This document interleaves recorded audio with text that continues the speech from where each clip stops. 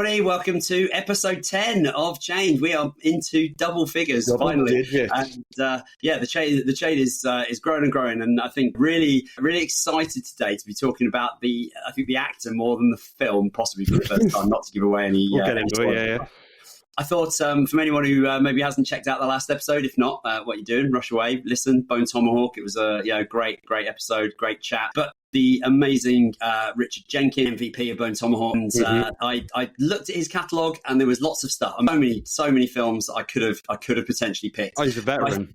He's been around for so long. Veteran. And even more than I realised. More than I realised. But I think what I decided to do was go for a first-time watch, because we hadn't had one on this show to date. Did I pick wise? Time out of all the movies in his catalogue you could have chose. Yes. Was it the finest Richard Jenkins hour? All will be revealed. Our usual format, we're going to start with a bit of what we've been watching, just a bit of any other sort of catch-up, and then go into our talk about 2010 remake, Let Me In, obviously based on Let the Right One In from like 2008. We always do a bit of housekeeping and catch each other up on what we've been watching as of late. So, Carl, fill me in. What have you been watching? Well, I think I've watched a bunch of just really random stuff, and I think the first one actually came as I've got to be honest, a bit of a blindside to me. I wasn't looking forward to watching it, but I had enough time to actually watch it. It's quite a long film.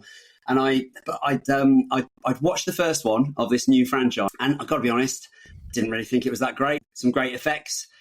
So I was very, very not really that bothered about watching Terrifier 2. Right, okay. But I've got to say, it's turned me round. Did you figure out what you're dressing up as tomorrow? He wants to dress up as a real guy who murdered 9 people last year. Oh, you're not doing that? It's just a costume.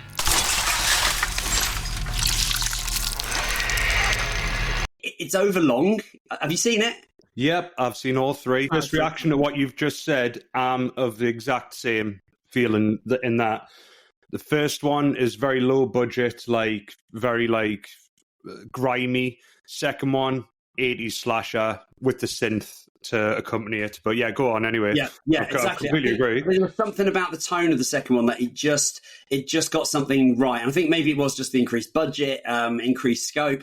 But I was just really amazed where it went. I had no idea that by the end of Terrifier 2, I'd actually be really interested in the lore of Terrifier. Art the Clown, yeah. Yeah, and Art the Clown.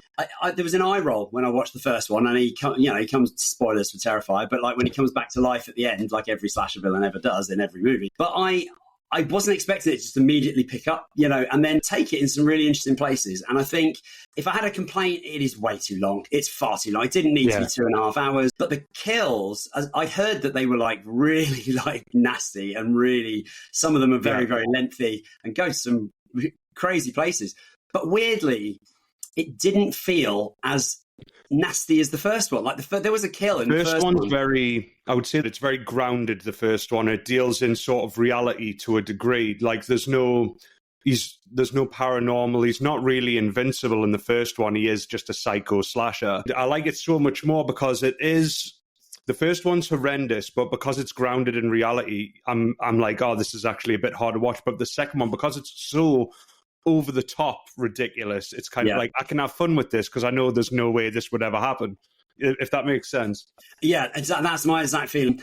You could lean into the ridiculous, and I think there was kills where I was just going, where is this going? And it just, you think it's not going to get any more ridiculous, that it just goes further and further. I mean, without too many spoilers around, there is literally a kill where you just know the director was just laughing with and at the audience, where he literally rubs salt into the wounds. And I just, when that started happening, I think something clicked in place. I think I just went, oh, I get this. This is, I'm on board now. And I've got to say, I actually really liked the lead in it. I thought she was terrific. Very good final girl, and as kind of tense and brutal a final act as you'll see in any slasher. I mean, I thought that, the one thing I will say about Damien Leone is he doesn't let anyone off easy. Even if you win, you lose. The way that final act played out, man, they really get put through the ringer, her and her brother. And for sure. It had a lot of, I don't know what you think about this. So the final girl, she had very Dream Master, Nightmare on Elm Street, Dream Master qualities. And there's even this like sort of compilation when she's like getting suited up and there's this 80s synth playing in the background and it's very Dream Master-esque. And I was like, he knows exactly what he's doing with the nods here. Like, you know what kind of movies he enjoys. I think you're right. The score was a big standout for me. So, I went in just going, I've got to watch this at some point, and I came out going, I can't wait for Terrifier 3. Yeah. So I'm going to watch that probably as soon as possible. But yeah, like my final comment though would be, massive props to David Howard Thornton. I just thought in the space of literally sort of two movies, he's not only sort of arrived in the pantheon of great slashers, but I think like kick the doors down, chop their legs off, rubbed salt into the wounds and then blown their heads off. I mean, he is an instant horror icon. Like it is cosplay-tastic, but he brings such an amazing humor and character to art, even in the most disgusting moments. He is just so funny. I just laugh out loud funny and yet incredibly sinister at the same time. And I think, fair play. I think he's up there immediately with the great. Well, at a time as well, because I think when I stumbled across Terrifier, I'm a huge fan of the killer clown subgenre, but like it came out very close to, I think, the remake of It by Andy Muschietti, and I was just like, I think they've been done to death, killer clowns from outer space. I was like, where else is there to go? And then I watched it, I was like, oh shit, okay, like I'm here for it. My main comment on the Terrifier series is Damien Leone's ability to turn studios down that want to invest more money into him and sort of take over the project. And he's always said behind the scenes, like, no, I'm going to fund this myself because there's no way they would let me make it as gruesome as what it is if they took over. So hats off to him. Interesting. Yeah, I think it's hard to say because I haven't read anything or know anything about the guy. I mean, the fact that he immediately put his name above the titles gave me a bit of an eye roll. It was like David Leone, Terrifier 2, and I was like, oh, come on.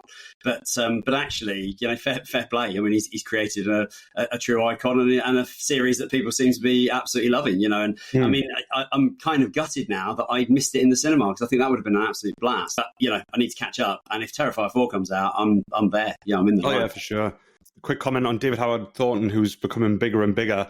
I don't think we should all join the bandwagon, but so many horror fans have come out of the woodwork saying he should be the next Joker.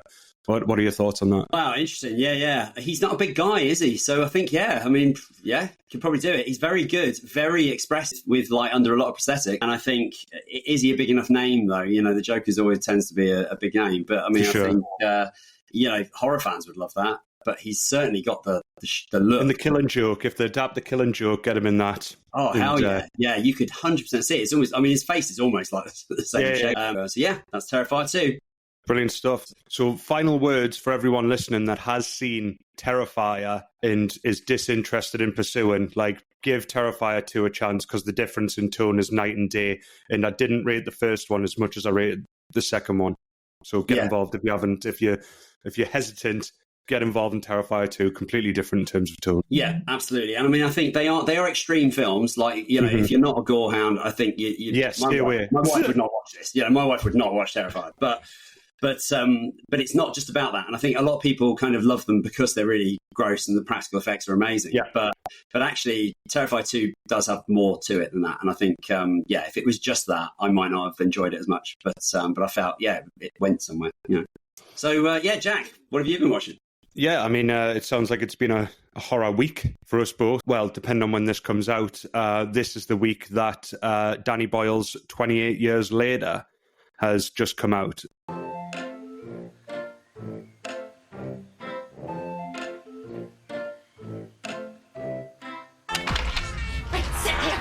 Auntie, what's going on? Jimmy, sit still, keep quiet, and do not move from this spot.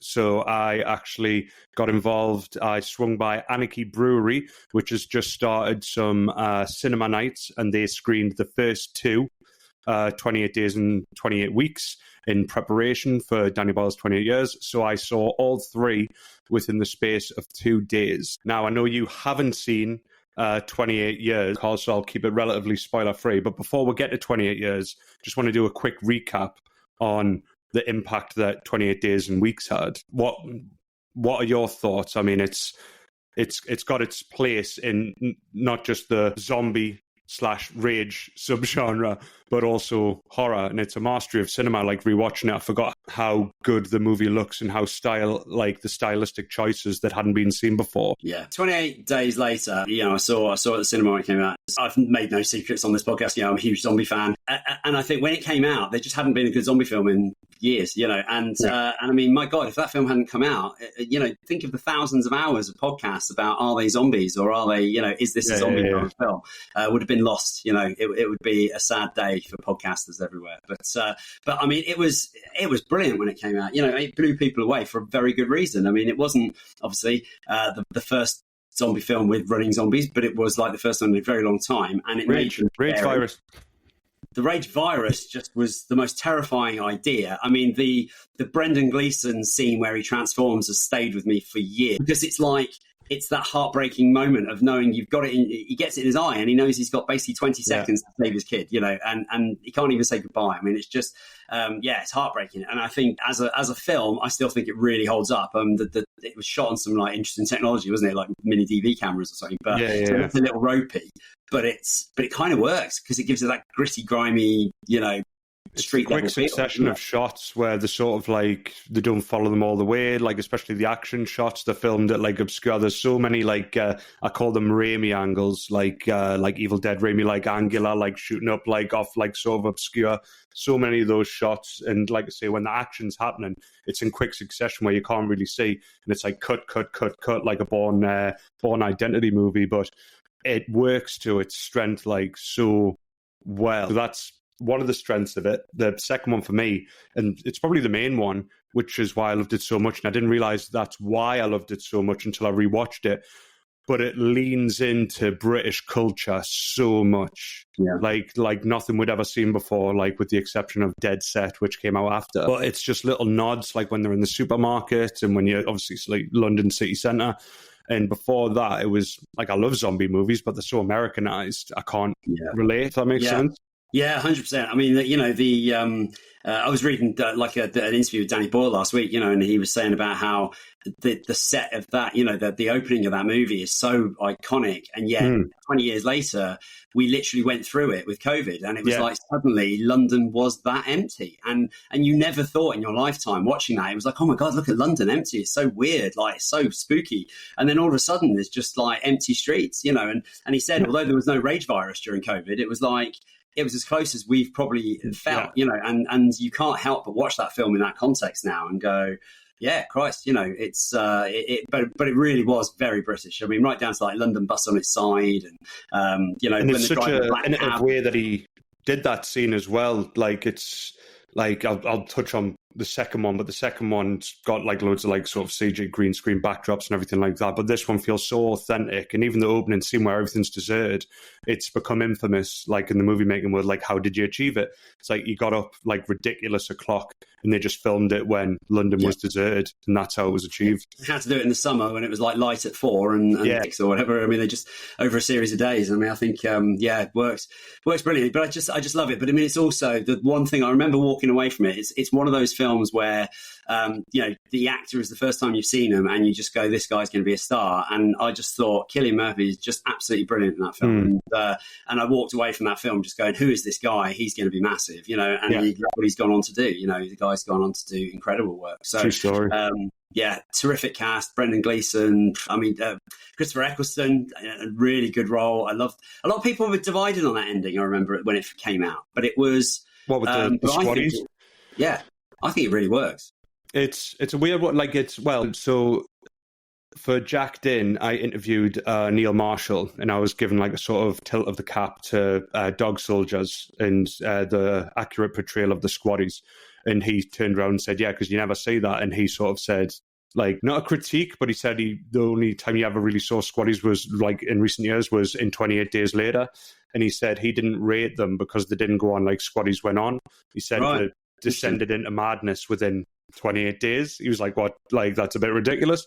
Yeah. And I took that away, and I was like, he's got a point there. And I had a conversation with a friend, and I was like, Neil Marshall said this.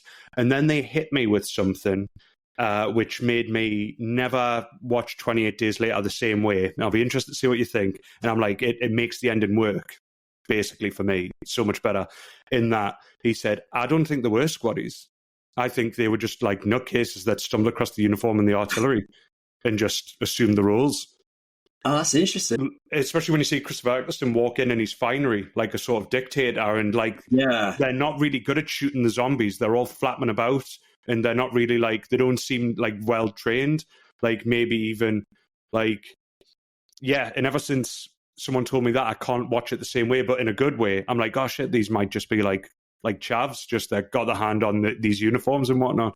Yeah, it's interesting. I mean, I always took it that maybe they were just, because everyone would be called up at that moment, right? I just assumed they were like TA or something. They weren't. Yeah, TA. Like, that's a good point. They weren't combat-ready troops. They were probably just weekend warriors who, basically got sucked into this, and then suddenly, they're the kind of the muscle of society. But that's interesting. Yeah, interesting point. Because I mean, where they meet them is actually like a destroyed military base, isn't it? And so they could easily have got in there and grabbed the stuff. I love it. Headcanon. I like that. Yeah. And that'll always be my headcanon for sure. Amazing. But yeah, I mean, I'm a big fan. I'm actually going to rewatch it next week because I'm off to see 28 Years. So yeah, I am going to try and rewatch both. But I'm really looking forward to revisiting that. I've seen it many times. So and then Weeks. So on to 28 Weeks. And I'm holding my hands up here as someone that claims to be a movie buff. I'm clearly not, because I didn't realise until I've only ever seen 28 Weeks once. But it wasn't until I started watching the second one that I was like, this feels different, and I don't know why.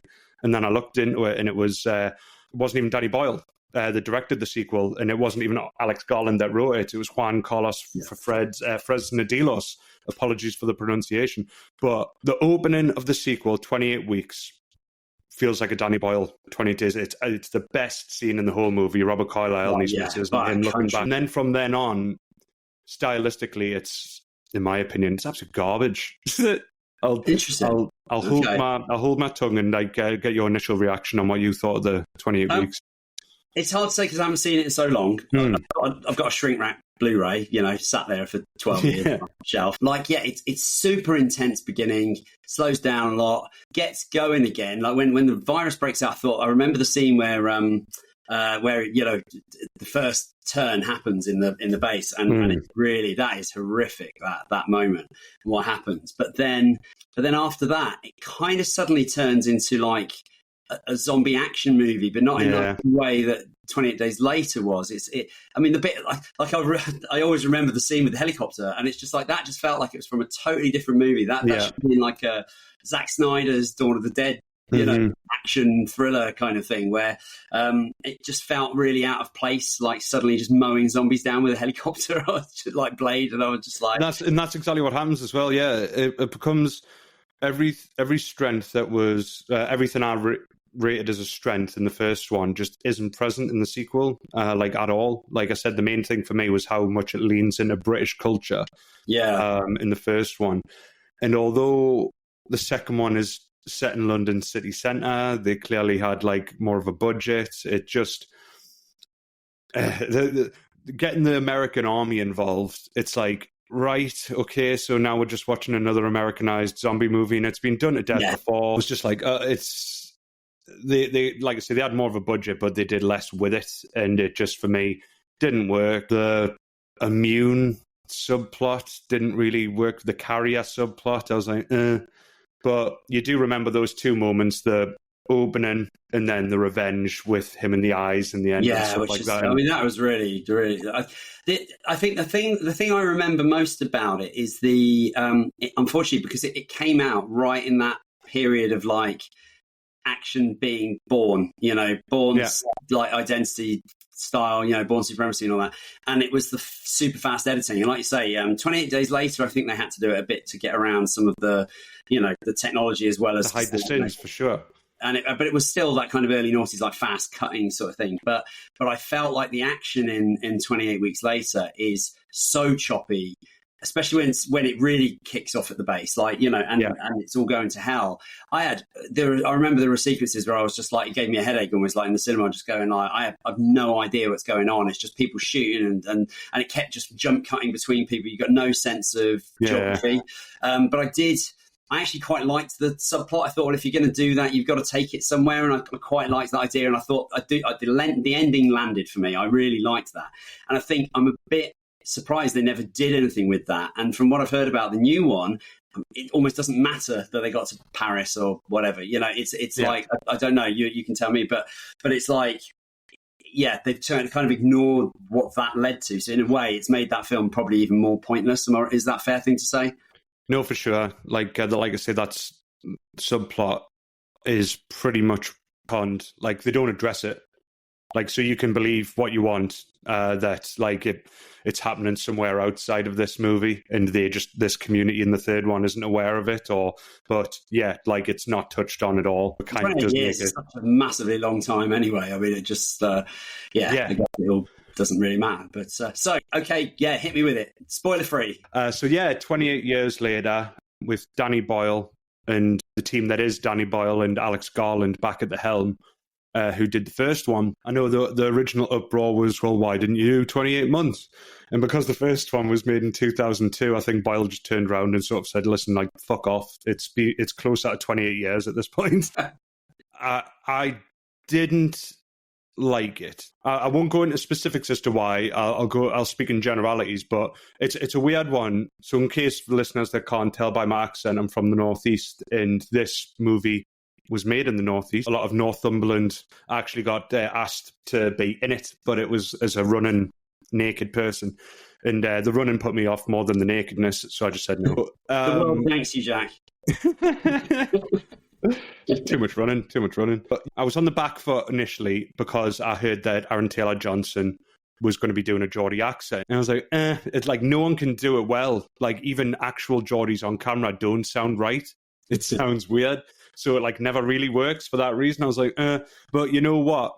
He did a very good job. Apart from certain words used that you just wouldn't use, he did a very good job. Wow, the accent. Okay.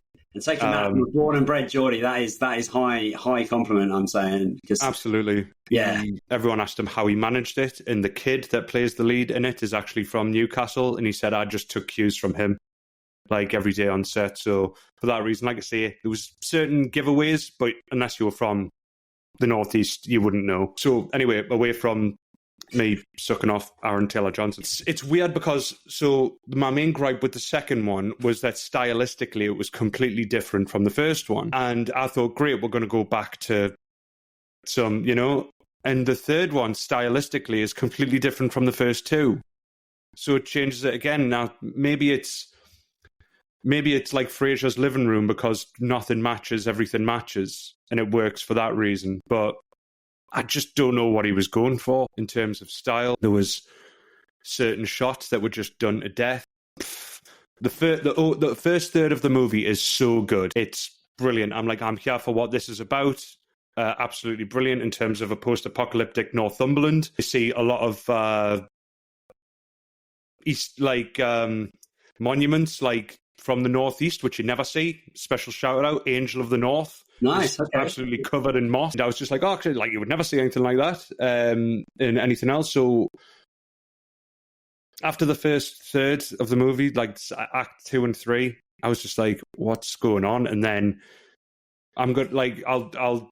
What do you think so far based on what I've said? Now I'll jump back in. I kind of always don't want to know too much because I am really excited about it. I mean, I don't need to be an apologist for Danny Boyle because he's amazingly talented, but I mean, I rate Danny Boyle like as one of my all-time favourite directors at this point. I mean, I think just his body of work and the originality he brings to directing, I mean, it's so invigorating. Like, every time he does a film, there's always something in it where I just go, my God, how did he think of that shot? Like, you know, just little moments. So when he said he was going back to this, I thought it can't fail. And I've got to say, I thought it was a terrific trailer as well. Because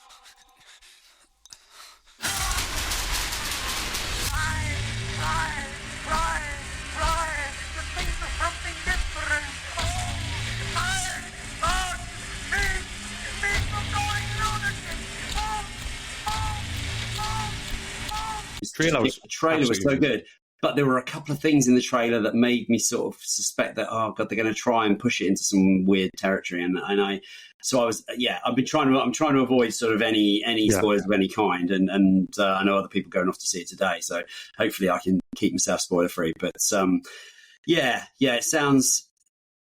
like they've gone ahead and done something they wanted to make, and whether it fits with the rest is does it feel like they're being respectful to the previous films in the sense of like carrying that on, or does it feel like they're just trying to do that something new and different because they want to? I think both, because it's basically saying that, I mean, these are the guys that started the world, right? And they clearly didn't want to redo the same thing. They're like, what would this world look like in 28 years? And I think to a degree, they did do that well. But then there's just these weird choices they decided to make, like certain evolution subplots to the rage virus and which form it's took in certain regards. Like I say, I'm not going to expand on that for now. The main characters that you're following, like I say, first third of the movie, I was totally with them, but then it sort of goes into this weird territory. I think story is where, well, as a person that's got affirmation for a well-made story, a well-written screenplay, as a amateur writer myself, that tends to be what I notice first. And for me, it was reaching for something that just didn't land. And to be shot on my home turf as well, that it was weird that it didn't land, because I was essentially seeing what the Northeast would look like in 28 years, like, you know what I mean? So, yeah, I think I was on the back, well, not the back foot, but last thing on the cinematography point was when they bigged up so much that the whole movie was shot on an iPhone. All the marketing was marketing it as it was shot on this iPhone sort of thing. And I spoke to someone that worked on set as it was getting filmed. And I was like, was it actually shot on an iPhone? He went, yeah, but with like 150 grand's worth of attachments. Like, oh. So there was this whole marketing thing behind that, and I was just like, I could just like hype up the movie, but let me know your thoughts when you've seen it. But for me, by the time this comes out, my full review will be on jackedinmovies.com. Feel free to check that out. I'm not going to tell you my stars for now, because I'm going to let Carl go in with a bit of hope, but get on my review to see what I've rated it out of 5. And you never know, I might love it. You never know. Yeah, but, maybe. I think it's interesting that they've announced that this is going to be like a trilogy as well. And that kind of made me go, oh, really? Like, and I think that going into this knowing that it's like part 1, I don't know, there's something about knowing you're going into the first part of something. If you know immediately, it just kind of, I don't know, I find that just a bit like, oh, God. I didn't realise that until just now. I didn't realise it until the finale. And I was like, what? And then it was like credits. And I was like, oh, they're not setting up something right. Okay. It's like when Star Wars came out, or The Matrix, it's like everyone went in loving the movie. Nobody went in going, oh, it's part 1 of the Star Wars trilogy or the Matrix trilogy. So it's like whether or not you have that plan already. I don't know. I feel like maybe just don't go immediately, we're doing a trilogy, because it's setting you up for failure in a way, I feel. But if you can't tell a concise story, like, it's becoming more and more of a trait in the filmmaking world. Back in the day, like, I mean, I used to love the likes of, it was a TV movie, but the likes of Salem's Lot, the likes of Ben-Hur, these epics that were like 3 to 4 hours long, because there was just so much of a story to tell. But I feel like it's just become this trend where we're just making it 3 hours for the sake of making it, and everyone comes back with it's just too long. You can definitely make that more concise, but there you go. Terrifier 2 review. Right, well, it's time we let the movie in and move to a break. Welcome back. So now we're on to the movie of the hour for episode 10, connected by our last episode, Bone Tomahawk, in Matt Reeves's Let Me In, which is a remake of John Ajvid Lindqvist, apologies for the pronunciations, Let the Right One in 2008. And we're going to be touching on, like I say, the remake now, but I'm going to pass over to Carl just so you can give a bit about the movie, about what it's about, why he chose it, and then we'll get into my 3 likes and 3 loathes. So I picked this because he's got a great, Richard Jenkins has got a great filmography, and but this was one where when it came out, I just wasn't bothered. And when I realised Richard Jenkins was in it, I thought, well, first time watch for the show would be good. But I think interesting because I really do love the Let the Right One In. I genuinely feel it's one of the best horror films of the new millennium, in the last 20 years. I would put it up there. I think it's certainly vampire films, of which there's been some damn good ones this millennium, you know, like the last 20 years. There's been some incredible vampire films, but I think it stands head and shoulders with the best of them. And I just thought, well, if I'm going to watch the remake, you know, the show's as good a reason as any, because I wasn't sure what to expect. But I had heard good things. You know, I'd heard good stuff, and I went in open-minded. I was expecting it to be, for them to change stuff and do their own thing. It was closer to a remake, like almost shot-by-shot remake than I was expecting. I've got to be honest. I really thought they were going to try and take it off in some new direction, which they often do with remakes in America, and then it all goes horribly wrong, which is why you never watch the remake. You know, always watch the original. But like The Ring being the only exception. But I would say, but it was okay. It was okay, and I think that the strongest thing I can say about Let Me In was, if I never knew there was a Swedish film and I never knew the book existed or whatever, and I just wanted to see that film, you know, I wanted to watch it because it sounded good, I would have had a blast watching it. I think you'd still get a lot of feels. I don't think personally it was as good, you know, nowhere near as good as Let the Right One In. It wasn't like a travesty by any means. So I think, I'm interested to see where the discussion goes, Jack, because I don't know, what are your feelings about that? So I'm going to stand on it was all right. It was all right. Yeah, on the fence. I think. All right. I think that my main takeaway, pointless, is my main comment on the movie, because, and I think you're right in what you say. Like, a lot of people did tell me when they first watched it, it's good, and I think those were people that haven't seen the original. So for that reason, that's the only version they saw. And if that's the only version you saw, you probably had a good time. Yeah. But it is kind of shot for shot. There's a few additions which made it into my likes, which I'll touch on.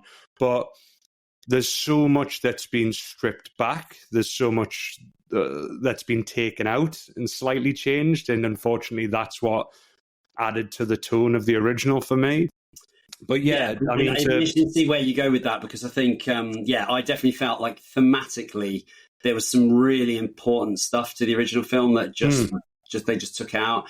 And I hate to say, but I think that's probably for an American audience, and I felt it really was a lesser film because of it. I completely agree. And like I say, I don't think I even realised that the original was made in 2008, because it has got that retro vintage quality, and the fact that it is set in Stockholm in the 1980s. I don't think I realised it was made as recently as 2008. And then to see that the remake was made in 2010, it's just like, what the fuck? Like, just let it breathe, Jesus. Yeah. Yeah, that was a period where they were churning them out quite quickly afterwards. Because I mean, it's like, I remember Rec came out probably not too dissimilar time period. Yeah, and Quarantine came out within about 6 months, I think, you know, of Rec coming out. It's that American mentality. It's when they remade Old Boy, and it's just like, some people don't want to read subtitles, and it's just like, well, it's their loss. And I know your man Gus Van Sant, who remade Psycho shot for shot, because he said there's some audiences that don't like black and white movies, and it's like, it's their loss then. Just stop making these movies. Yeah. You can't just take a piece of art and just modernize it and go, well, some people don't like, you know, it's like somebody redrawing the Mona Lisa in, you know, computer art, because some people don't like oil canvases. I mean, you just can't do it, you know. And I think it's funny how language really seems to be the only barrier there. It's just people don't want to read subtitles. And actually, it gets me thinking, do you think, have you seen about this whole thing about AI and the voice replacement with the same actors, but AI will be doing different languages using I don't like that at all. I hate the idea. I haven't heard that. That sounds horrible. But do you think that could lead to a time when we don't remake movies? Because basically they won't need to, because it will be in English. There'll be an English dub that sort of looks correct. I know there's a film, funnily enough, a Swedish film, I can't remember the name of it, it's just come out, and its main selling point they're pushing on Amazon seems to be you can watch it in any language, and it's like perfectly dubbed, like they've AI replaced the mouths of the actors.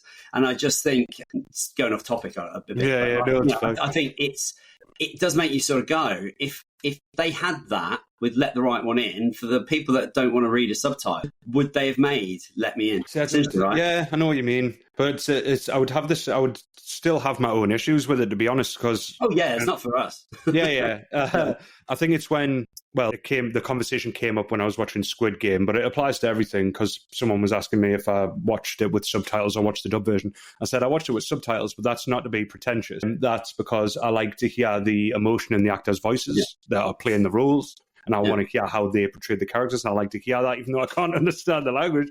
But that's why, subtitles every day of the week. Yeah, absolutely.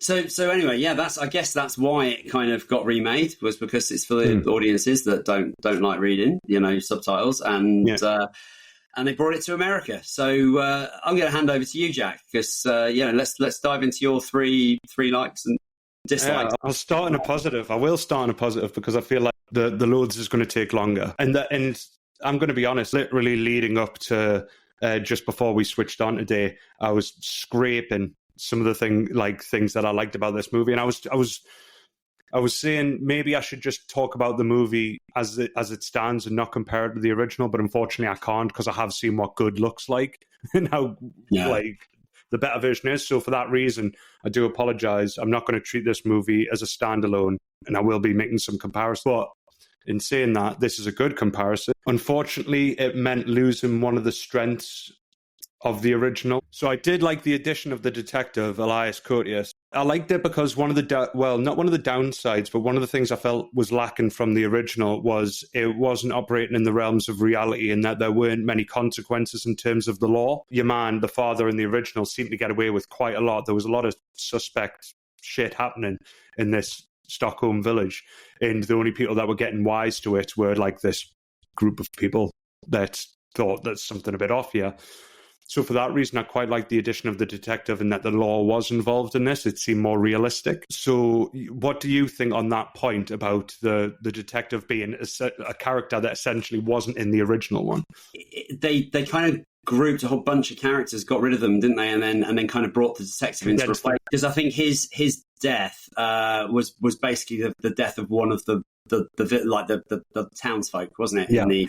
In the original, and I think it was a nice touch, and I think it was a good way to sort of start the film, bringing it in. It kind of added to a sense of mystery. Ultimately, kind of went nowhere because he just kind of ends up as a body, So I liked where it went. I felt maybe actually what would have differentiated it a bit more is to give the detective actually a little bit more time, like screen time. I know it's not his story, but it would, if they're going to bring in a character, you might as well give them something, but it felt more like he was on the trail, but not kind of, he didn't have a purpose beyond just catching the villain, but it was an interesting choice. I mean, what did you think about the idea of losing all those townsfolk characters in general? I think it had to happen because it wouldn't work in an Americanized version, because culturally it's just completely different. It wouldn't be, no one would buy it. There's a scene where the original father, is sitting in the cafe, and that group of people are all being chummy, and they see him, who looks very suspect, to be honest, and then go over and say, hey, don't sit alone, why don't you come and join us? And it's just like, that wouldn't happen in an American culture. They wouldn't see a weird looking suspect and be like, join us for a drink, let's be chums, let's all be friends. It's like, it wouldn't happen. So it's, for all intents and purposes, I can see why I would love to have a go and say they've just been lazy and condensed a bunch of characters into one to save them time.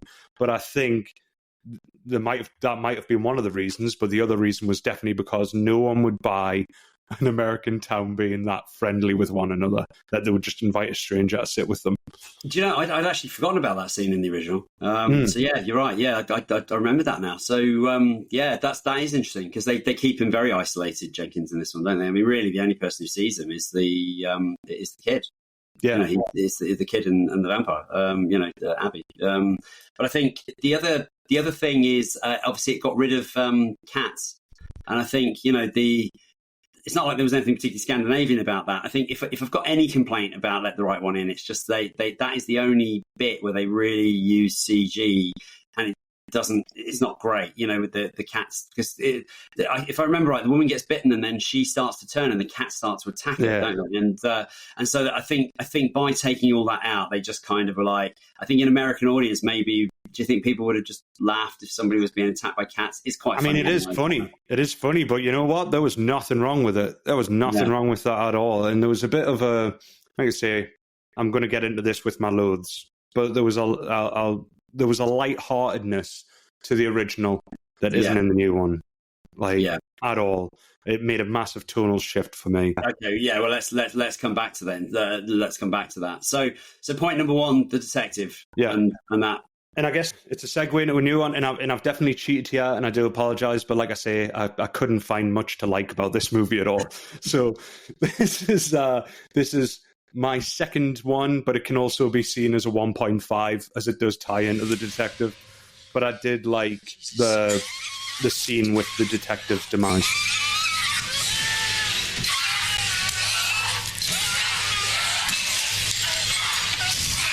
There's this sort of like he's hanging out of the doorway and he sort of reaches to the kid and he's like, and it's like the kid's clearly taken aback by this and feels like traumatized, and he kind of goes to reach for the detective, and there's this like ray of emotions that you can see happening in the kid's eyes that wasn't present in the original. He doesn't seem to, he's a bit taken back by in the original Ellie's actions, but not so much in the new one. And I thought that was it was a more memorable moment that exists in the new one, but not the original, which is the detective's demise.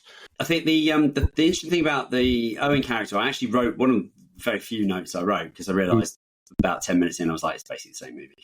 So I stopped writing those. But the one thing I felt leading into exactly what you just said is I do feel there was a slightly more kind of angry edge to Owen than there was to the lad in the original. I think in the Swedish version he is really bullied and he's got a lot going on, and there is that sort of moment of that sort of coldness. But I don't remember him like being quite as angry and yeah, stabby in the original. I would say he's more stabby. It's been a while, but I think just I don't know. There was something he just seemed to be like, because the bullying sort of builds up over the course of the American. And I think in Let Me In, and I think when it gets to that moment, it felt quite earned that he just kind of shuts the door, you know. And I love the way they set that up. I love the shot of the door handle. And you knew exactly what was coming, but it was like I really liked that, like holding out his hand and then he's just like shuts the door. It's very cold, and I kind of believed it at that point because I felt I felt he was quite messed up, that kid. Yeah. No, for sure. Like I say, so that scene for me, if I could, pretty much everything that was shot in the original for me, because like I said, it is shot for shot, but everything in the original for me looked better, aside from that one shot of him in the doorway. I thought that's something that wasn't present in the original. It added another layer to the scene, to the emotions in the scene. So yeah, that's my second point. There was one other addition that I thought was a terrific addition to it, actually, and for me this was a real strength, was the car crash, which was a stunning shot.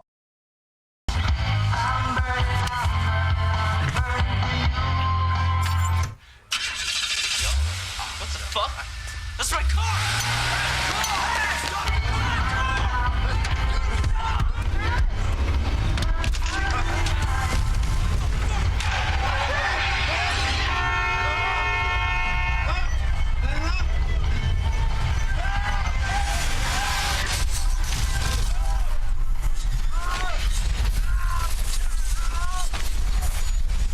I thought it was an absolutely stunning shot. It was a one-er, you know, with the guys chasing the car, he's reversing, then you hear the crash, and then you see it spin, and you see him bouncing around. And I honestly thought, as a piece of filming, I thought that was absolutely brilliant. I mean, it was the way he gets caught. He just gets caught in the school and let the right one, doesn't he? And and it's like, and then sets himself on fire, I think, doesn't he? And then or like pours the acid on him. But I really liked the way they, in fact, I don't know, maybe you hated that scene, but what did you think of like the you know, him in the back seat and the kind of, you know, the driving off and all that? Did you not like that? No, but again, I get what you're saying from a technical, the way it looked and everything was brilliant, but like I said, in the original, it was, he gets a lot more exposure for one, and like I say, I'll touch on this is actually one of my loathes, the father in this movie, but there was that scene in the original where he kind of hasn't got a choice and this kid's strapped up and then the kid starts screaming and they're trying to get in, and it's just this like really long, awkward sort of like, and it was harder to watch this kid screaming and hanging upside down and him going in the back, and you're kind of like, you're kind of with him. You understand why he's doing it. Whereas in this one, the car flips and then it's like, oh, I've got this acid. And it's just like, where did that come from? That was a bit... But it's because you didn't get to know the character as much, which I'll touch on more. But yeah, interesting. Okay, cool. All right. Yeah, like you say, this section is going to be quite short, I think. Can we segue? Is there a segue into point 3?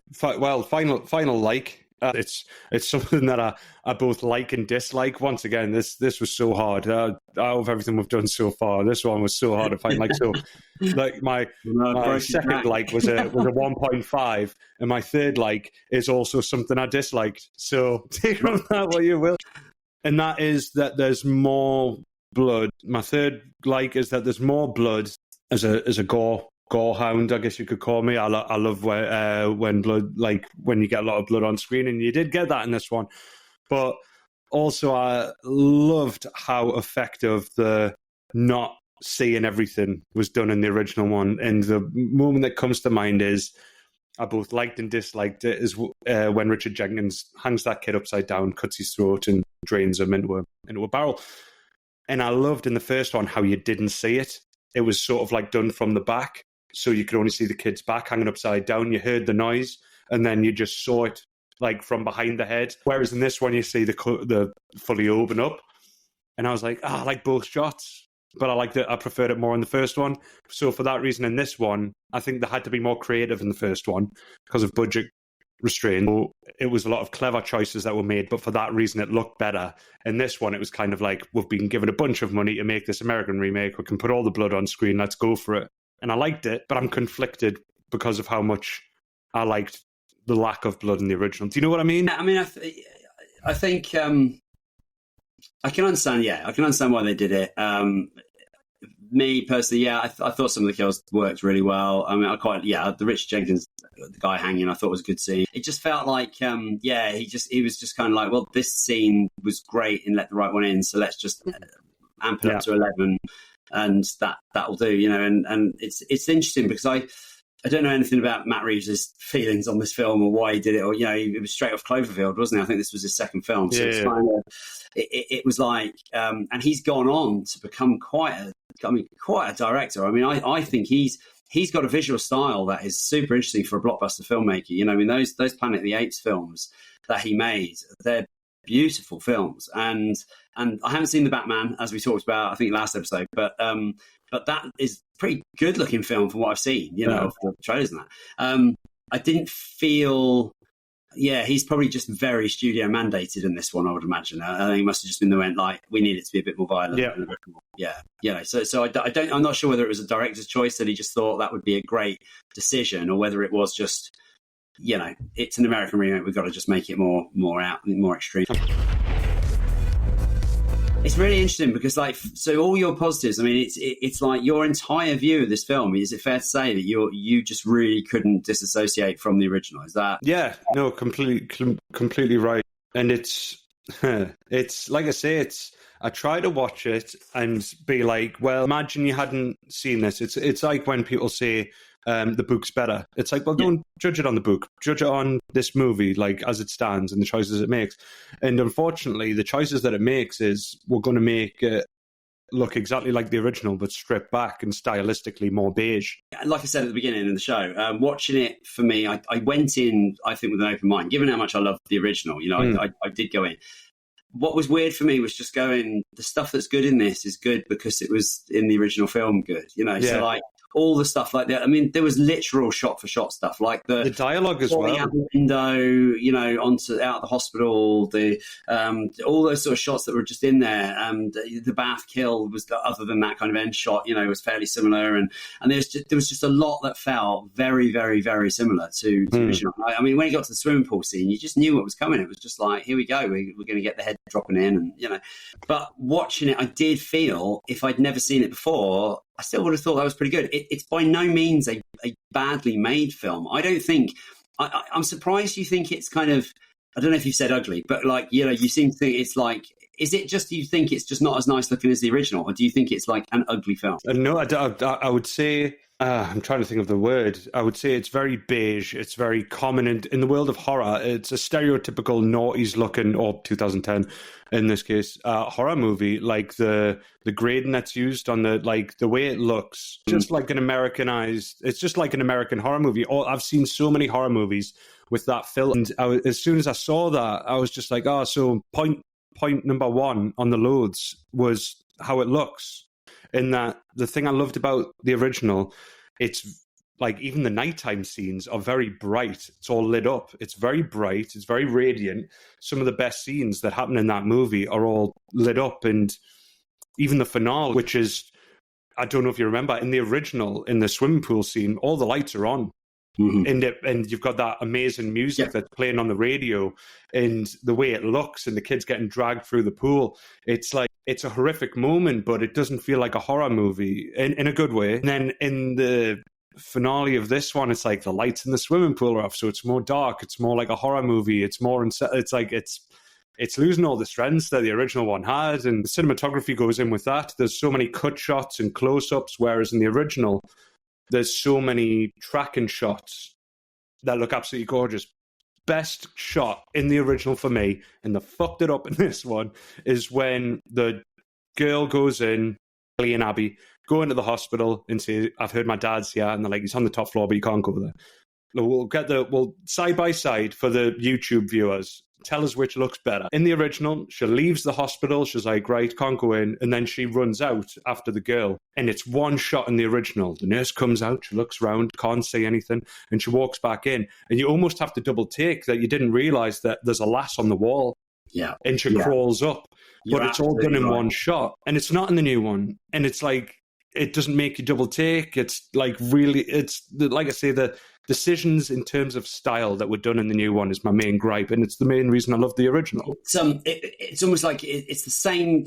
They use the same technique they used in there's that amazing shot in Hereditary where she's in the corner of the room. It's exactly the same thing where you don't notice. Yeah, that's a fair point. I mean, you're right. That is an amazing shot in the original, probably the best shot, and yeah, nowhere near as good. And I guess very few shots in this were as good. Stereotypical. There we go. That's what I would call this movie in terms of how it looks. I was looking at some Letterboxd reviews after I watched it last night, and a lot of people were praising its cinematography, and I just thought, have you never watched like an American horror movie from 2000? Is it kind of... It's not that it's an ugly film. Like I said, I don't think it's an ugly film by any extent. It's very of its time, but it looks very like you would expect. I mean, in a way, at least they tried to differentiate it. I mean, I think if he hadn't, we might have just been sat here going, it is exactly the same movie. It's even more pointless. So I think if they tried to change it, because the one thing I love about the Swedish one is it's so cold. Like you say, it's very, very bright, very natural, very realistic. And very cold, like with a lot of that reflection off the snow, and and although you had the snow in this, it felt like a warmer tones because it's going for that kind of beige, platinum dunes look, and I think, I respect the fact that they did try to do something different. I think if they had just made the exact same movie, the exact same, like I said, had I not watched the original, it would have taken me a lot longer to realize that she was right next door to him, because in the original you kind of see them moving in, you see the thing getting put up, the cardboard get put up on the window, and it's this exterior shot where you can see the boy and then you can see her and that getting put up right next to him, and that shot doesn't happen in the new one. And it was weird at one point. I think he has a noise through the wall, and then it's just kind of like you just expect it to know she's next door, or someone says something. I'm like, that wasn't established, but I knew because I'd seen the, you know what I mean? So it's strange in the choices that it makes, but you've made a very fair argument in that if they didn't, it would have looked exactly like the original, which would have made it more pointless. So I think, does that tie into, so I'm expecting one of your points, maybe it's the next one, but you were talking about sort of changes in theme, obviously sort of change in style, but I think you mentioned about change in theme. So is that I don't want to jump your list. I think it's what they chose to do with the characters, which it had to be done because of the culture in which it was set. So my second gripe is what they chose to do with the father, which is more stripped back, like the Richard Jenkins character, which is a more stripped back version. But the way he acts in the community and the way the community works, it it was very Americanized, like I say, and I don't think we got a lot of depth to him and his relationship with his daughter. Like, I wasn't with him on that journey, which is why when you picked Richard Jenkins in this movie in particular, I'm like, I didn't think we got a lot from him. Like, obviously you hadn't seen the movie, so you weren't to know. But I don't, like, there is so much depth to him in the original, in that I'm with him when he, like, there's a scene, like I said, there's a certain theme that runs through the original, in that I wouldn't say it's a horror movie first. It's more about the boy's relationship with her, and certainly the father's relationship with, well, I say her very lightly, we'll touch on that as well. I'm with him when he pours the acid on his face in the original. I'm with him when he apologizes to her and leans out and sees biters, and then he goes out the window. That was done so well, and because I didn't really get to know him in the new one, I wasn't asked about his character, like, at all. Yeah. It was a different take on it, but actually we'll talk about this when we talk about Jenkins. But I think he brought as much as he could to it. He can act a lot with his eyes, and he does a lot, I think. So he brought a lot to it. But I think the one thing, and I'm not sure I don't think this was a good change actually, but it's like at least they were trying something. But it's like patting it on the head and saying, "Well done, you tried hard." But like at least. In the original Swedish one, in Let the Right One In, he I loved how, like, machine-like, workman-like he is. Mm-hmm. Like, he has done this for so long that he just goes out, captures people, strings them up like pigs, butchers them, takes the blood. And he is on the shots brilliantly. He's just like a machine, and you never get the impression that he is fed up doing it, that he doesn't want to do it anymore. Like, he will go to the end of the earth for this.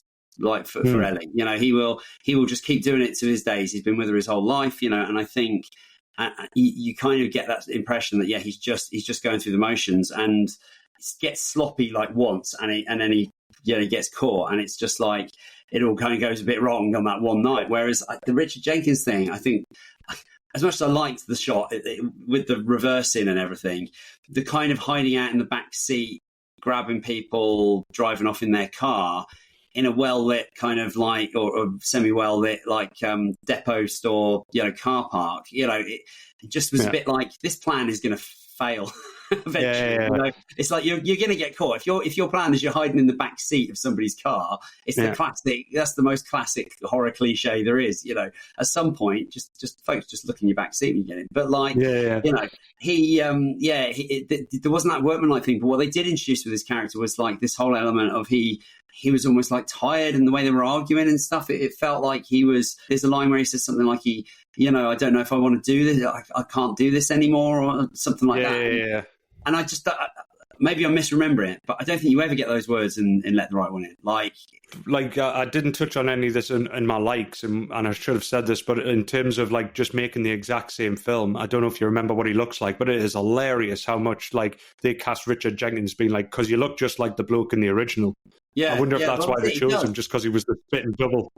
Yeah, it's a bit dark. I mean, I guess, like I say, maybe like he wasn't given a lot, but I think what they did try to do was introduce this element of kind of doubt and like maybe that's why he got sloppy and gets caught. But it's just, I don't think you really needed that. I don't think we needed that in the original. I think it doesn't make it better, but again, at least it tried. I'm trying to.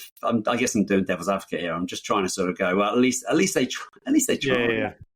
At least they tried. At least they tried. Yeah. They did their best. That's all that matters. Yeah. No, that's exactly what they did. It's gone full circle in that my main takeaway is pointless. Yeah. It's pointless movie. Yeah, I kind of like some of the sequences taking it as a standalone, but it felt way more, I think going back to your earlier point, it felt way more like an American thriller.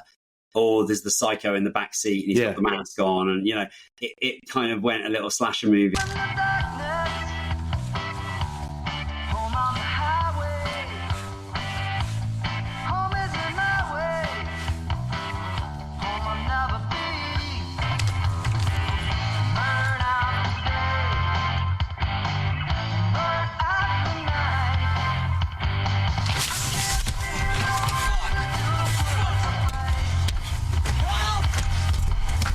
I think that was the story. It was like I say, there were certain light-hearted moments, and people are going to get sick of how many times I keep saying, but in the original. But there's so many light-hearted moments in the original when they're listening to the radio, when he's in the pool, and there's that like sort of 80s-esque music playing. And it's just like, nope, we're just going to have a foreboding score and everything's going to be dark. And it's just like, ugh. There's nothing about this movie whatsoever. That Let the Right One In gained its infamy in the vampire subgenre world because of its original approach. Yeah. Whereas the only thing original about the new one is that it's got that original story, but stylistically, it's got nothing about it whatsoever. So I think there was one sequence in particular that didn't work for me. Again, it's more money, American money, all the rest of it. But I felt they managed to make a kid really terrifying and Let the Right One In with doing very little. She just had to jump on them and bite their neck. And it's like, oh my God, this thing's powerful enough to take down a full-grown adult by just... It's just like when he picks her up and he goes to help her and she just jumps on and Let the Right One In. Yeah. But in this one, it's like I liked the build up to the scene in the tunnel with the jogger and he's the workout guy and he's being quite nice to her and you actually feel for the guy because it's like, oh, he wants to help this kid and then it suddenly goes into this like she's leaping around like a Hellcat kind of siege. Oh yeah, it looks really bad. I just thought. Yeah, that wasn't necessary. And I think it just took it away because it makes it about the special effects and actually not good special effects either. Yeah, not good special effects and actually made it worse. They kind of bring out the animal a little bit more in terms of just the look. Like you see a lot more of like her eyes, like her vampire kind of look. Also -1 star for crappy contact lenses. But it was none of that stuff like added anything. Well, I mean. That actually segues on brilliantly to my third gripe in that, like, not only the bad CGI, but with her character in particular, Abby, formerly Ellie, in this one, I feel like in this one, my gripe was she didn't have any guilt.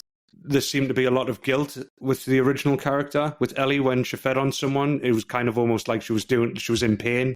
She was doing it to stay alive. Whereas in this one, with those horrendous attacks, there didn't seem to be any guilt. Like you say, she was more animalistic in that she wasn't asked, she was just getting fed. Well, we've kind of done a whole review of this film. We haven't really talked about Owen and Abby that much. So I mean, leading into that point, because I think you're right, character-wise, but I think there was a whole lot more that I felt got lost in the character. And to be fair, Chloe Grace Moretz, she's a great little actress, and I think I thought did as best she probably could with the material. For me, I felt like the entrance, for example, when she joins Owen on the playground, there was an element of like eeriness and mystery, and the way in Let the Right One In she moves. Like I think she jumps down and there's no sound as she lands. She glides down, and it looks amazing. And it's like there's no sound when she lands on the snow, and so there's this kind of eerie silence about her moving. Whereas it's like, I just kind of.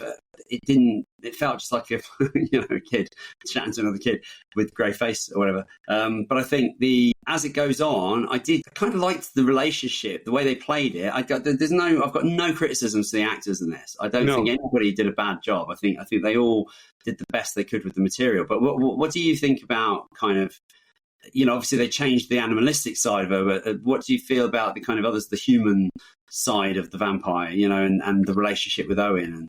I didn't buy it as much. I thought the chemistry between the originals was so good, and so dialogue wise, it's the exact same. It's the exact same. They just printed out the subtitles and gave it to the actors and said, "There you go, there's your script." And it doesn't sound as good.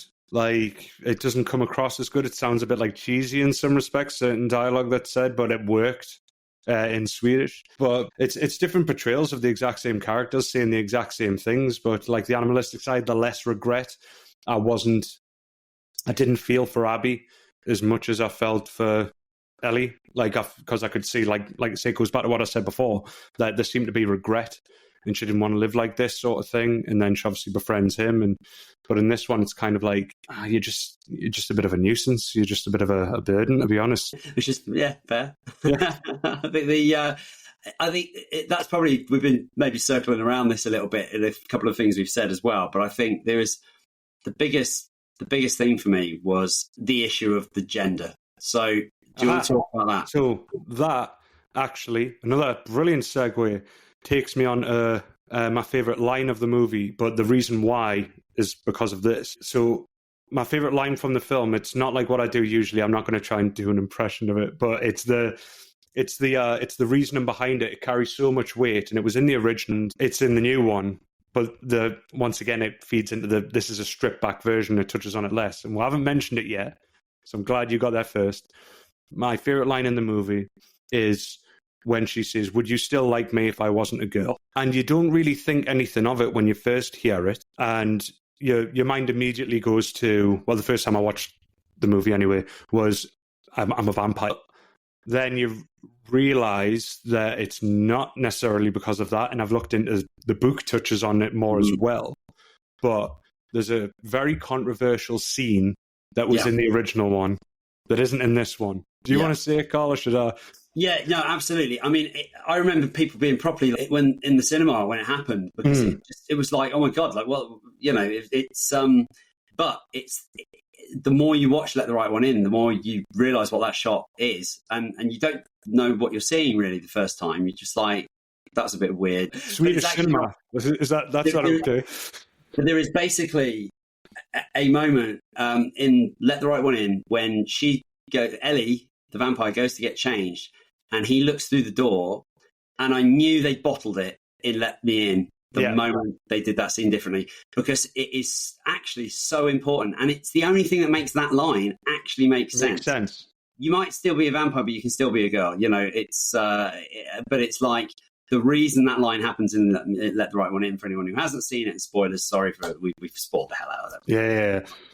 But it's basically because when he looks, he very briefly sees that, what he thinks, I think is what he thinks is her naked. Yeah. But actually, it is a scar, not a vagina.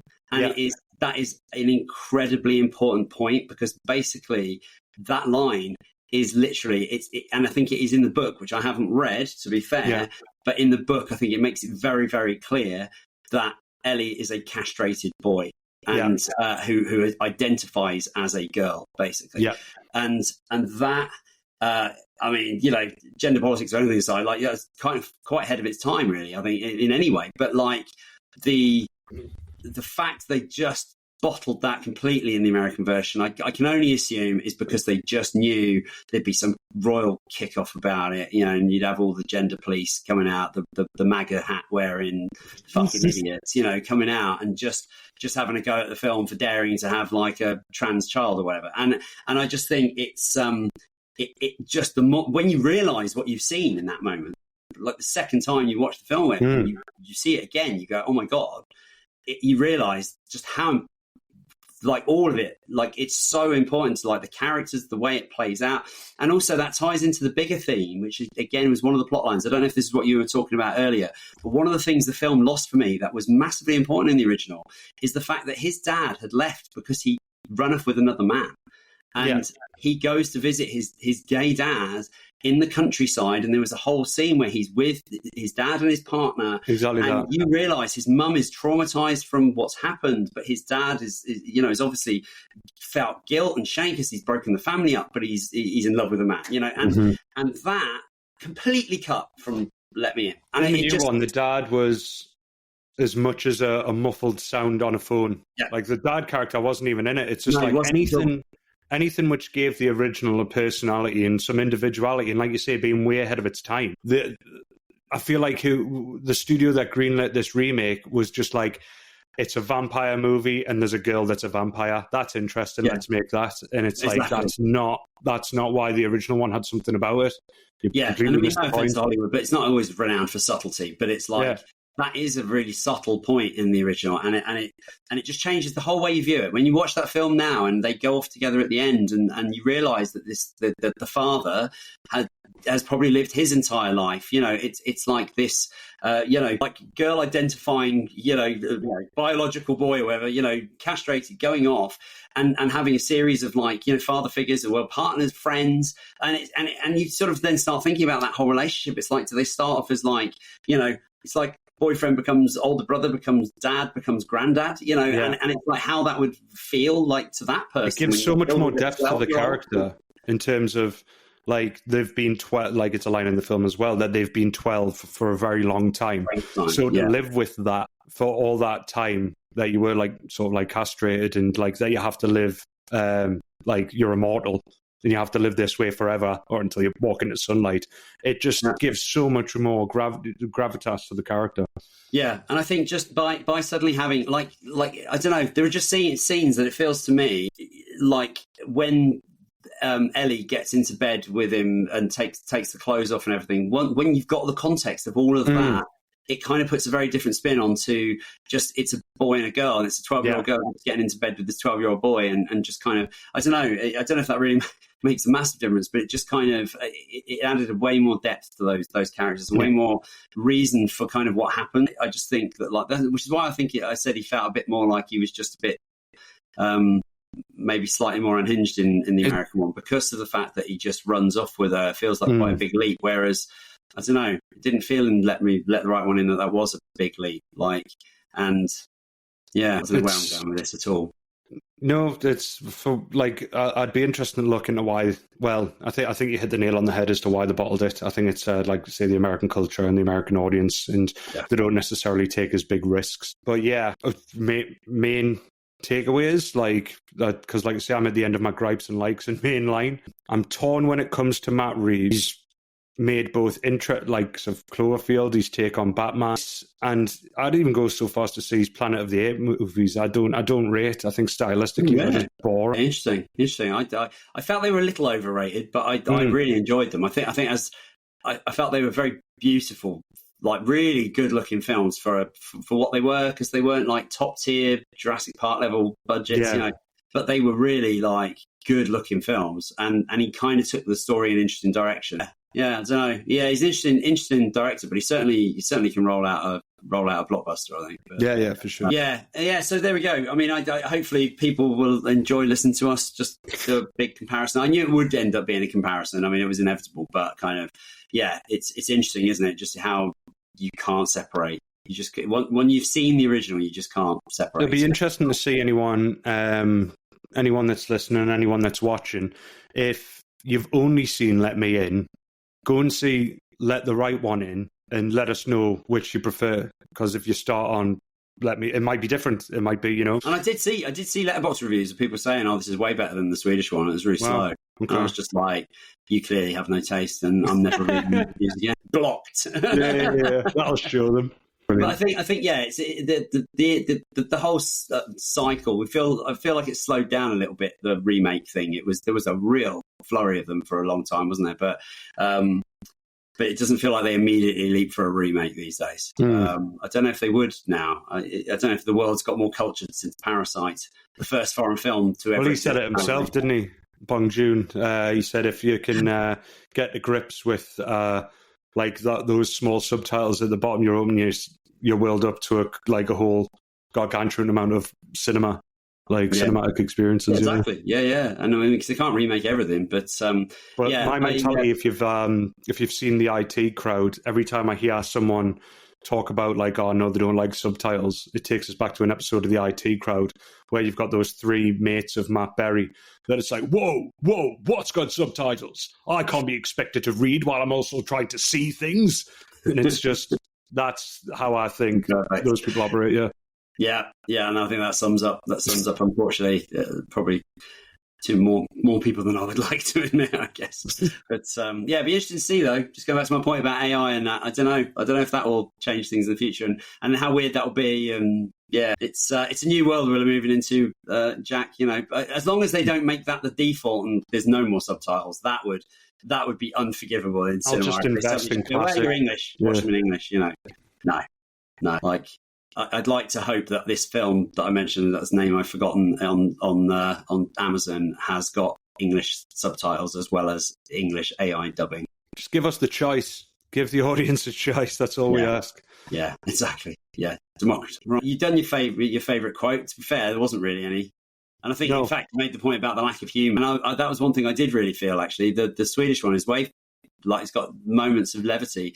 I felt this one just was po-faced the entire movie. Miserable watch. The only bit that was pretty funny, and I know you didn't like it, but I did like the scene where the guy got in the car and then pulled the chair back and he was squished. That was just like one of those amazingly awkward moments where you're like the serial killer in the back seat and then you're suddenly getting squished. Yeah.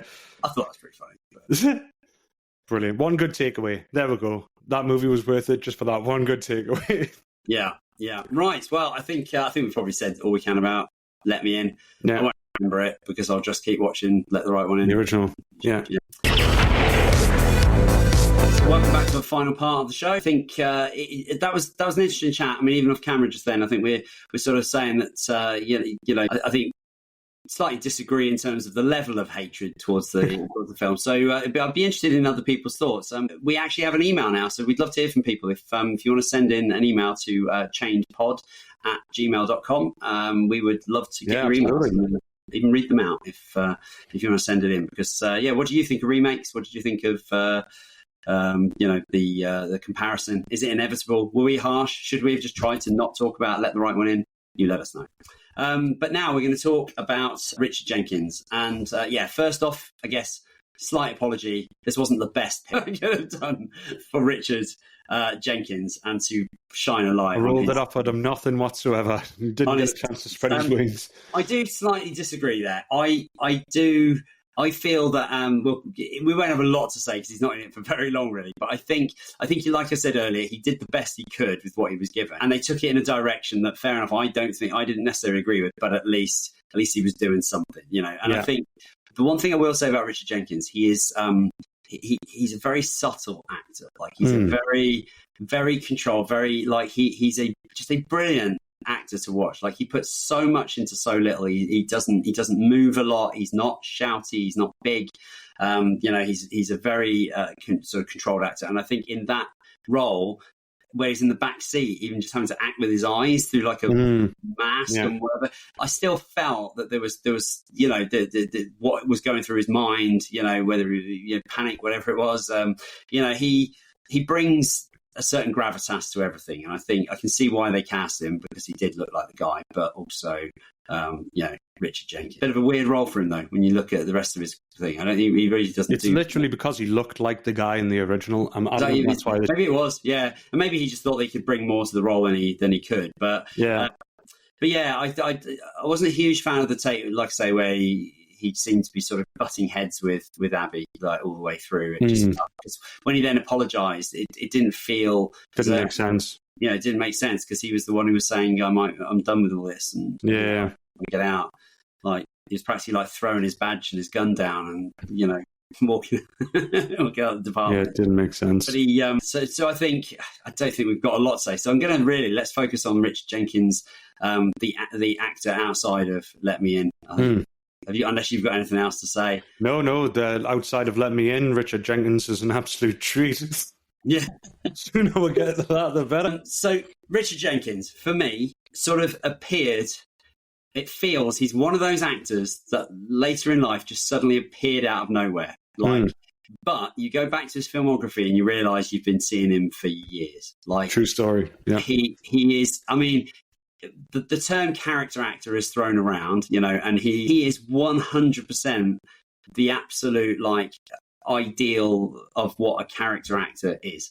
He very rarely is the lead in a movie, but he absolutely brings everything to every role he's in, and he will often be the best thing in a movie or hangs things together really. He's the heart, he's the soul, he might be the anger, whatever it is. He really brings that. And I think for some reason that just later in life, he's just one of those actors that sometimes just happens. Like Pete Postlethwaite was one, guys that just suddenly appear. They seem to be 50, but you're like, well, where have you been?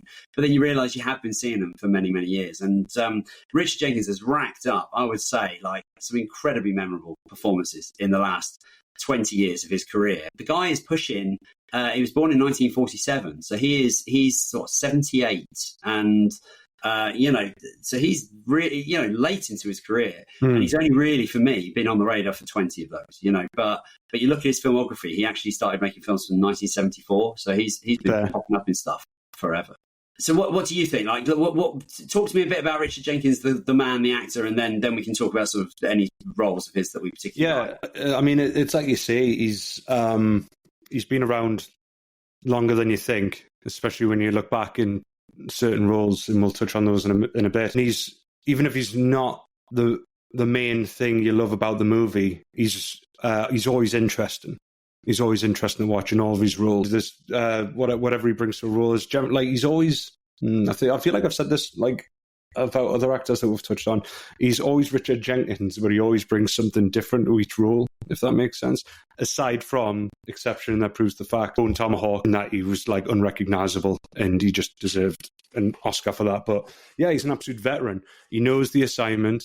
He understands the assignment, and he always just gives 110%. Like I say, the reason like he didn't succeed in Let Me In is because he was hardly in it, and they didn't really give him a lot of depth. But he did well with what he had. He did Melty Face well. He did Melty Face well. There you go. The motive behind the Melty Face didn't make sense, but really melted, And I thought even through the Melty Face, he still gave good emotion. Couldn't really tell because he didn't have any eyebrows left.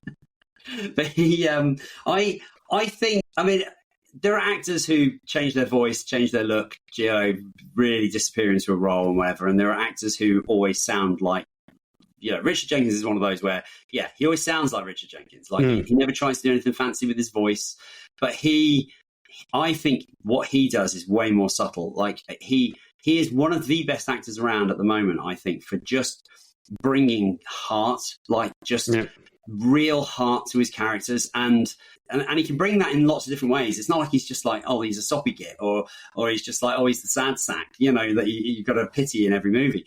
But you look at, I'll name three. You've got his character in Bone Tomahawk, and we went into a lot of detail on that in the last episode. Go listen. There is Shape of Water, where he plays the neighbour to Sally Hawkins, and then Nightmare Alley, both Del Toro films, where he plays such a different character. But again, somebody that's got like a real sadness about them, but with a nasty streak, like a real nasty sort of streak. And all three of those parts are people that have, that are sad, lost someone, haven't got their life to the place they want it to be, haven't found the love of their life, or have lost the love of their life. But all three are incredibly different characters, like incredibly different. And I think he puts a lot of effort into nuance of his character by doing very subtle little things. He's not a big actor, he's not a showy actor, but bloody hell, he's an impressive actor. Like that turn, like you said, Bone Tomahawk, I don't think everything I was reading didn't mention any awards that he won for that role. I just cannot believe he could not have won an award for that role in Bone Tomahawk. Like it's like I say, when we rewatched it for the last episode, it's the biggest compliment I can give, in that I had no idea he was playing that role. Like he totally lost himself. Unrecognizable is the best way to describe it, but in the best possible way. I was kind of on the Richard Jenkins bandwagon by that point, because I think there had just been a 2 or 3 films where I was just like, that was it. I zeroed in on him and was like, how the hell have I not been giving this guy more time? And I think for me, it's like, I'll say it now. Like I think Bone Tomahawk, but also I think The Shape of Water, I think, are his 2 best performances that I've seen. This is, for me, the perfect example of what he's brilliant at. There is a recurring storyline in Shape of Water where you realise very quickly that he's a gay man living on his own, and he's kind of hasn't felt a connection with anyone, but it's set in the 1950s. Being a gay man in like a major American city, not an easy thing. And so he is scared to admit, and he tells Sally Hawkins. Sally Hawkins knows him really well, and they're really good friends. But there's this scene where he keeps going back to this diner, and he has a connection with the guy behind, who's this kind of like, hot stud kind of looking guy. And he clearly is attracted to him. And eventually, after like a few scenes, you see this, he decides to he thinks there's a connection, and it's absolutely heartbreaking the way he plays that scene, because all he does is he just reaches out and he just strokes his hand, and the guy's reaction is just horrible. You know, it's just the worst thing you could expect if you were in that situation. And he is just absolutely broken by it, and just the pain and the kind of the guts that he shows to even do that. The build up, you see it absolutely all in his face, and I just think it's an amazing bit of acting. And it's because of the subtlety, like you say, that's one of his strengths. He does a lot with a little. Yeah. Yeah, and I think that's the scene that always springs to mind when I think of him. It made me you kind of love that character. You feel for him. You feel sad for him. But he's also kind of the comic relief of that film as well. He brings a lot of humour. So it's like you've suddenly got him being like in a lot of the scenes with the rescue and all that, where it's all a bit jolly. But you've got this real sadness to that character. And he is very multi-dimensional, like very 3D characters. You know, they feel they're not just like this guy. He brings nuance to them that makes you go, these are real people. Like, he makes me feel like these are real people. And I think that's a testament of a brilliant actor, right? No, for sure. And on that note, you generally find that people like sort of perfect their craft as the years go on. They sort of find out which lane they're going to be in, and like you look at their early work and it's like it's clearly took like so many projects for them to get to the caliber that they are now. If we're doing top 3 performances, I'll say Bone Tomahawk, get that out of the way already. Once again, if you haven't seen that, check out our last episode. Plays the deputy sheriff and he loses himself in the road in the best possible way. But he's been around for so long, and my first introduction to him as an actor is in one of my choices, and that is his role in The Witches of Eastwick. And he plays a husband that descends into like madness, and he does it so subtly. Are you familiar with the movie? Are you familiar with the role? It's one of the list of shame. I'll call it now. That is my one I need to watch. I've never seen it, and I had no idea he was in that. No idea. Well, I'll touch on it. So there will be a bit of a spoiler, unfortunately, but shame on you for not seeing Witches of Eastwick, like you say, list of shame. So there's basically, he's married to a woman that's, for anyone that hasn't seen it, he's married to a woman that knows that these 3 women in town are witches, and that they're in this like sort of relationship, both sexual and emotional, with the devil, who is Jack Nicholson. She becomes possessed to a degree, and the witches and the devil keep fucking with her, for lack of a better term, and she keeps ranting and raving, and no one believes her, especially Richard Jenkins. But he's got this demeanour of, he cares about his wife, and she's in hospital ranting and raving, and he's like trying to hold it together, being like, listen, like just eat your food, like just look out. And she's calling him wasting shit, and he's like, come on, honey. He's like, my wife's not well, and he's just holding it together. And then the climax of it is, he enough's enough, and he doesn't even change his demeanour. He can just see like enough's enough, and he just bashes her head in with a fire poke. Wow. Okay. And just goes back to reading his newspaper, as if he's completely like, enough's enough, and he just like, he's completely lost it. And I've never seen, he's very restrained when doing it. He didn't go, I'm sick of you. He like does it so quietly, and then afterwards he sits back in his armchair and continues where he left off in his newspaper. It's like completely just something just snapped. Oh, that sounds amazing. I mean, I definitely want to watch that, because I think there is that element of him where you can, because he buttons everything down. You know, he really does like hold it in. You could imagine him very easily just playing like quite a cold-blooded, you know, which I guess is one of the things that did make it work for Let Me In. You know, you're almost like you definitely sympathise with him, but you can almost see where he's coming from, because you can see how much restraint he's had throughout and how nasty she's been, and then you're just like, yeah, enough's enough, Richard. Grab that fire poke, like just. But. So that's not only one of my choices, but like I say, that was the first thing I ever saw him in, and it wasn't until years later, having seen him in other things, that I was like, oh shit, he was the husband in Witches of Eastwick.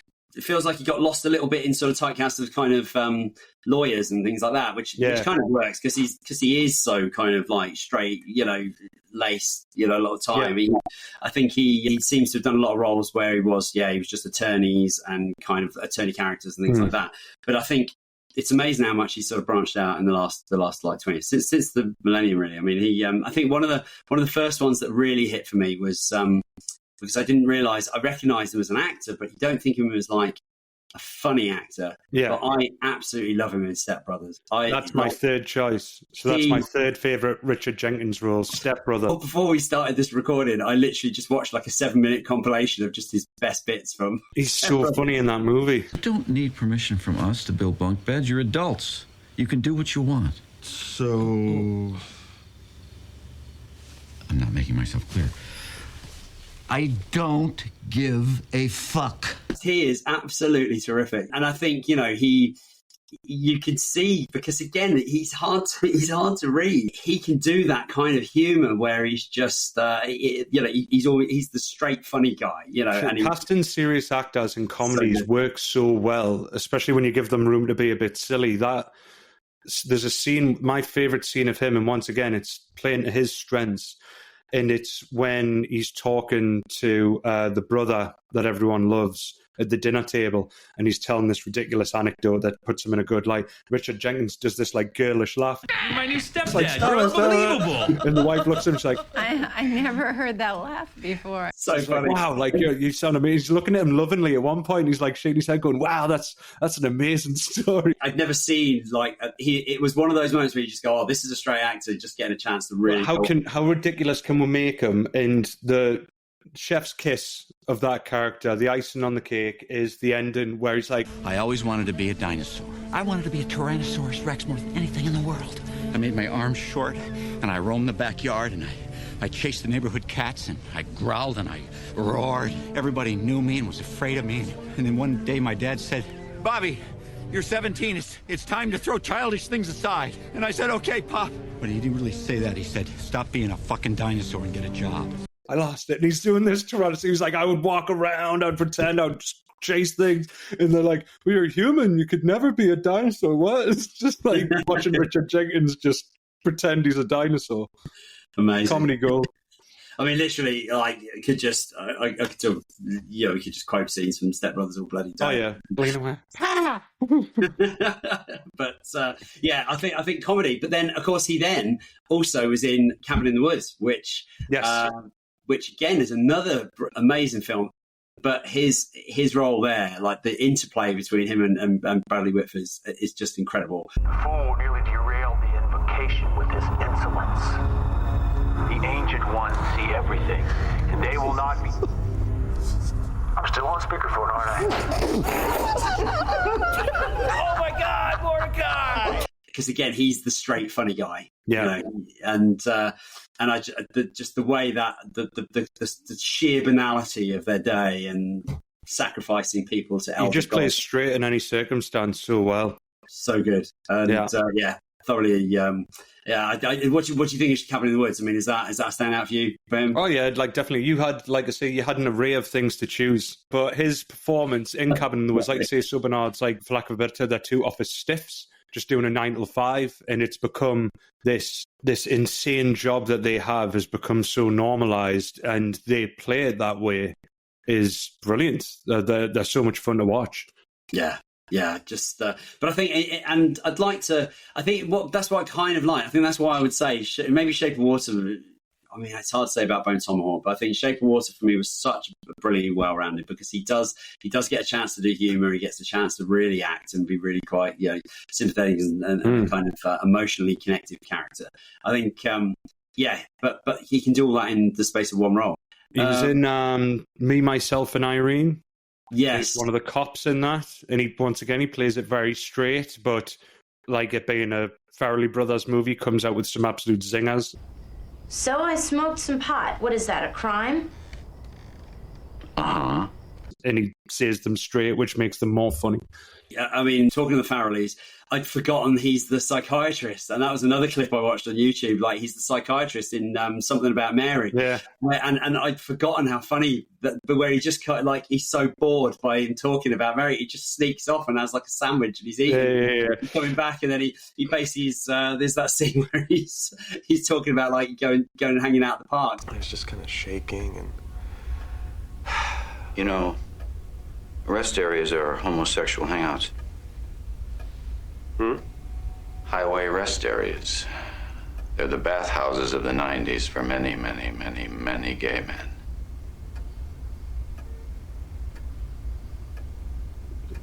So what are you saying? Time she's up.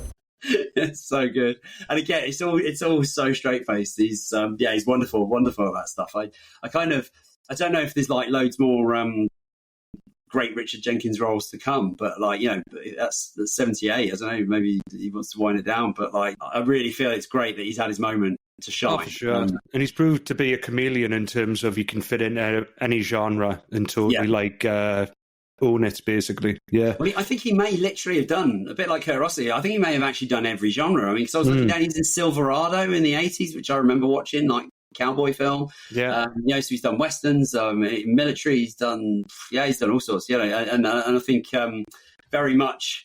Like I say, I think there was a period in the middle. If anybody was a diehard like Richard Jenkins completist, I think, you know, there is a period of films in the 90s where you're probably going to just find him playing like, you know, the attorney guy that the main actor a few times, you know. But I think he really does bring, you know, character actor is perfect for him. There was a great quote from him I saw. He was being interviewed by Jimmy Kimmel, and he said that he actually went out. He was out one day, and he said to him, "Do you ever get recognised?" And he was like, "I'm the sort of actor who doesn't generally get recognised." But he said, "You know, I do remember times where it's happened where, like, he was in a supermarket and a guy came up to him and said, 'You're an actor, are you?' And he was like, yeah, I'm an actor." And he went, "Oh, but you're a supporting actor." and he was laughing about it, but he basically said, like, that pretty much sums up his career. You know, I don't think he ever wanted to be a leading man, or maybe he just never had the chance to. But there aren't really any kind of leading man performances I can think of his. I think he was the lead in 6 Feet Under, which is a show I never watched. But, you know, he was in that for 6 years. And I think that is where I think a lot of people cottoned on to Richard Jenkins at that point. But for me, he just kind of suddenly cropped up in all these great movies. And I'm glad that he's made himself to the wider audience, because like I say, the film buffs and the movie aficionados, they might like forget seeing him in certain things, and you have to delve a bit deeper into the more niche movies to see a good performance from him. But I'm so glad that the wider audience like experienced him through Step Brothers, and not only that, experienced an amazing performance by him. Oh, yeah. I mean, that really is. I mean, it might not be everyone's cup of tea, but I don't think anyone would find him not funny in that film. Exactly that. Yeah. Because he is hilarious. Yeah, it's interesting that he doesn't seem to have won as many plaudits as I would have expected. I mean, he got an Emmy for 6 Feet Under, but he hasn't, he's been Oscar nominated twice. He's been Oscar nominated for something called The Visitor in 2007, which I haven't seen. Have you seen that? What's The Visitor? Yeah, it doesn't ring a bell. And he was in, and obviously Shape of Water, he was Oscar nominated for that, but he hasn't won sort of either of those, but Best Supporting Actor and Best Actor. So it's just like, he's one of these where you just sort of go, how you know, maybe his time will come. I hope we're going to get some like really great old role from him. You know, like how everyone like Jack Nicholson and people like that all had that kind of role, but where they hit their 70s. And they're like, I'm going to do, you know, the kind of big old grumpy bastard or whatever. He'd do that really well. Yeah. Okay, so that's Richard Jenkins. I think top actor. Like, love him if he pops up in anything. He is a great tick of quality, I think, to any movie he's in. Mm-hmm. Even Let Me In, Jack. Tell me what you liked about his performance and Let Me In, and I'll give it to you. Told you, is eye acting under the melty face. You know, told you, does my melty face really well. Melty face really well. We need to have a category of like the scale of who did the best melty face in a movie. Well, exactly. Yeah. Tough competition, mate. Right, okay, so that wraps us up for episode 10. So we're going on to the next exciting bit. I must admit, I think I threw you a bit of a hard one this time around. So yeah, so I'm actually very excited about this one. Just I'm going left at the traffic lights. Get ready to get fucked up, basically. Okay, interesting. So you give me a movie where there's a bunch of actors and it's a very intimate cast, and I didn't want to go with Chloe Grace because, I originally thought about going for Chloe Grace in the Carrie remake, and now I thought we've just done a remake. Let's not do that. So I went left at the traffic lights, and I'm so happy just to. For more than anything else, just that you have to watch this movie because of me. Okay. So, I've picked Elias Cortez. Right. Is as Casey Jones in 1993's Teenage Mutant Ninja Turtles 3. Oh my God, I forgot he played Casey. kid played Casey Jones with these long locks. Wow. And he actually plays two parts in that movie because don't the Teenage Mutant Ninja Turtles go back in time to ancient Japan and bump into someone that looks just like Casey Jones. Wow. Okay. Well, hell. Yeah. All right. I'm there for that. For that.